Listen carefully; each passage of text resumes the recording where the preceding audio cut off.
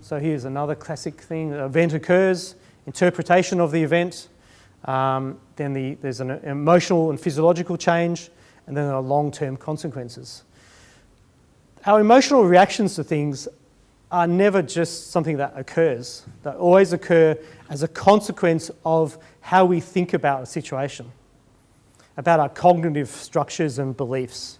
And so interventions that want to change the emotional states of people, and therefore the long-term consequences of the emotions that we experience, such as stress, must really work on how we think about work and stress.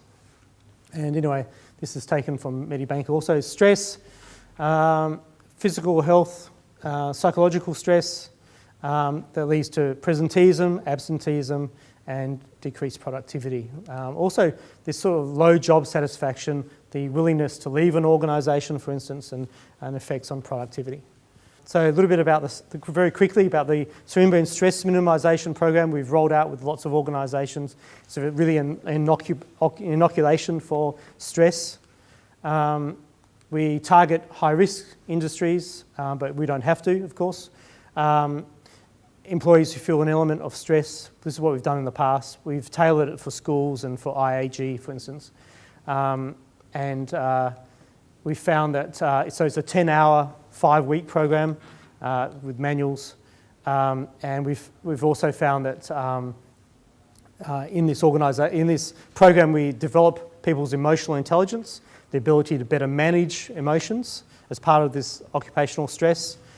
We found that occupational stress decreases, there's higher job satisfaction, higher commitment, and better psychological and physical health. So all things we've actually scientifically measured as part of it. These are some of the things in the modules. So we talk about occupational stress in the first module, talk about EI in the second module, then we start developing their ability to understand and manage emotions as part of their process. And that leads to lowering occupational stress. Here are some of the graphs from a study that we published, Gardner 2006, where we looked at improvement in understanding the emotions of other people, and this is psychological strain. We saw a reduction in strain. This is really large reductions, 6 months following the program even, so it's really great data. The other things we're working on, I told you about the biology of stress. We're currently really looking at vitamin B formulations at the moment for occupational stress, and there's a number of reasons for that. We published a study a couple of years ago on work stress in a small sample. We found that after 90 days of high vitamin B administration, we found a reduction in stress in the workplace. The placebo group got worse and the vitamin B group got better. So, and there's a number of reasons why that works, why that is. Something called homocysteine, cardiovascular health.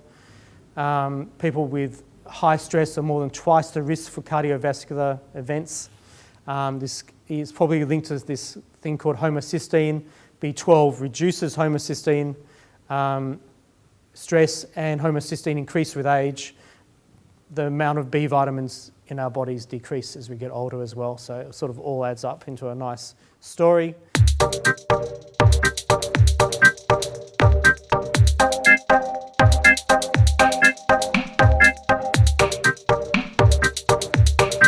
This has been a Swinburne production.